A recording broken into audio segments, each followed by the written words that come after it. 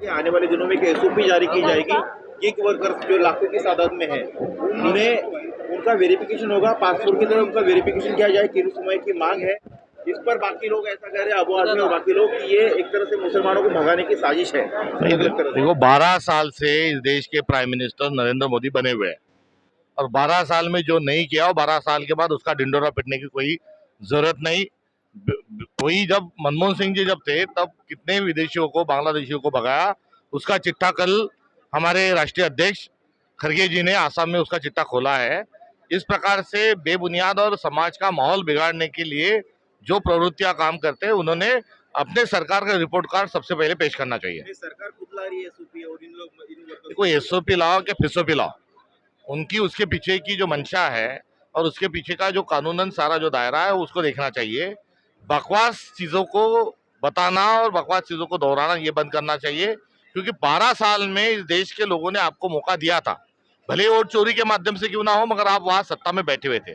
और ऐसे स्थिति में यदि आप 12 साल के बाद भी यदि आप वो काम नहीं कर पाते हो तो कहीं ना कहीं सीरियस हो जाइए और इतने साल में आपने क्यों अन्य लोगों को नहीं ढूंढा, इसका जवाब देना चाहिए। सतपाल साहब, जिस प्रकार से ईरानी यूके था उसमें सिस्टर हुआ है 2 हफ्तों के लिए और ट्रम्प ने ट्वीट करके पाकिस्तान से आभार मांगे, कैसे देखते हैं? देखो, ट्रम्प जो है वो ट्रम्प का पूरा कुल मिला के जो बर्ताव है वो बर्ताव एक संशयास्पद बना हुआ है और उनकी भूमिका की लेकर सब तरफ से उसकी आलोचना हो रही है। ये युद्ध विराम जरूर होना चाहिए। हम गांधी की भूमि से है, हम बुद्ध की भूमि से है, तो विश्व में जो लड़ाई के कारण जो एक बहुत ही गलत माहौल, लड़ाई का माहौल पैदा हुआ है, वो जल्द से जल्द बंद हो जाए। ये भारत की पुरखों की जो भूमिका है और नॉन वायलेंस की भूमिका है, उसी का हम समर्थन करते हैं। सर, महाराष्ट्र सरकार में मंत्री है नीतीश राणे, हमने देखा बुमराह का नाम को लेकर उन्होंने मांग किया कि बुमराह का जो नाम है बुम्बा देवी करना चाहिए। कैसे देखते हैं कि बयान को एक बार उन्होंने नाम को लेकर या जाति और धर्म को लेकर जो राजनीति कर रहे हैं वो करते समय उन्होंने एक बार ये बोल देना चाहिए कि क्रूड ऑयल जो है हम विदेशों से नहीं लेंगे। ऐसी बोलने की उनकी हिम्मत है क्या? एक बार वो दिखाए और फिर इस प्रकार से माहौल खराब करने की बात करें।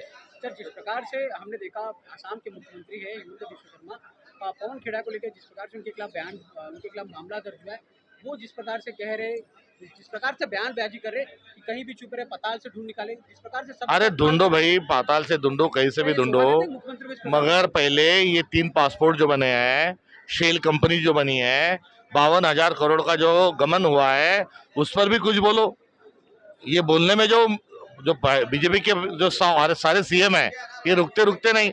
अजीत दादा पवार को के एक्सीडेंट को लेके भी उन्होंने कहा था कि पाताल से ढूंढ के लाए, आकाश से ढूंढ से लाए, कहीं से खोद के निकालेंगे। अरे भाई, पहले आप उसका जो एफआईआर है उसको दर्ज करो, और इस प्रकार से बातें करना ये बीजेपी का किरदार और चरित्र बन चुका है। कांग्रेस के अध्यक्ष मल्लिकार्जुन खड़गे को लेकर जिस प्रकार से शब्द का इस्तेमाल हिमंत बिस्वा शर्मा द्वारा किया गया है, पागल शब्द कहा गया दिल्ली, कैसे उनको जवाब देगी कांग्रेस?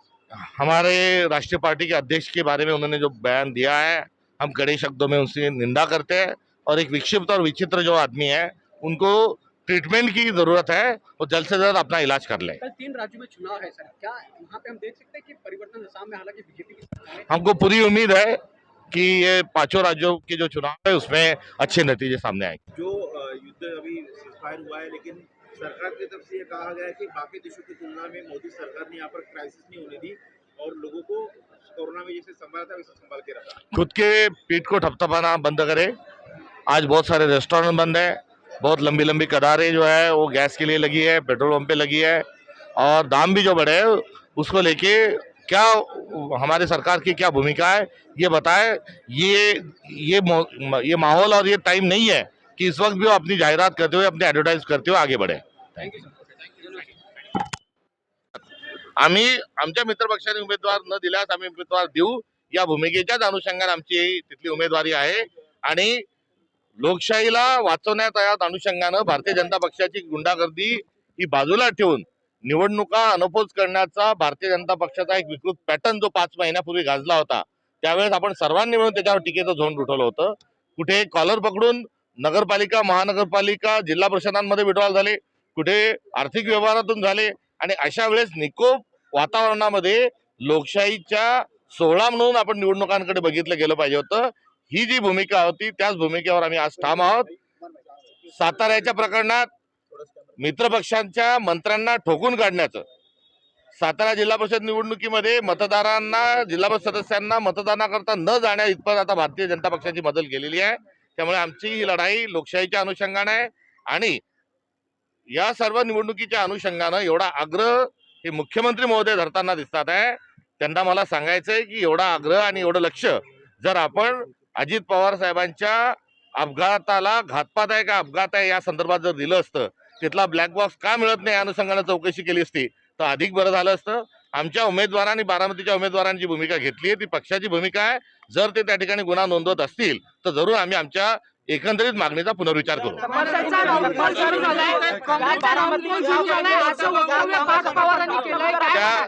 त्यांच्या वक्तव्यावर कुठेही जास्ती बोलण्याची आवश्यकता नाही, कारण हा थेट आता परिपक्वतेच्या अनुषंगानं, प्रगल्भतेच्या अनुषंगानं हा मुद्दा स्थिरावला आहे.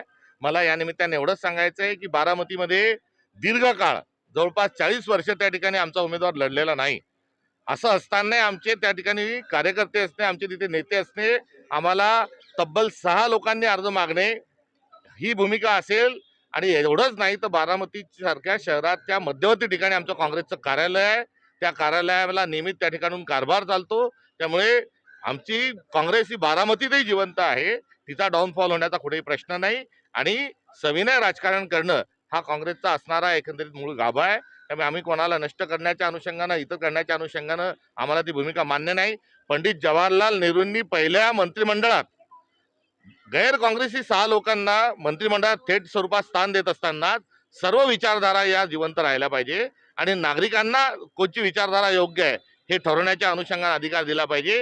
ही असणारी जी भूमिका आमची काँग्रेसची होती तीच आजही आहे. तोच आमचा वारसा आहे आणि तेच आमचे संस्कार आहेत. तुमच्या उमेदवारांनी माघार घ्यावी अशा प्रयत्न जे ते सुरू आहेत. म्हणतात की मोठा भाऊ म्हणून आम्ही त्यांच्या पाठी राहू.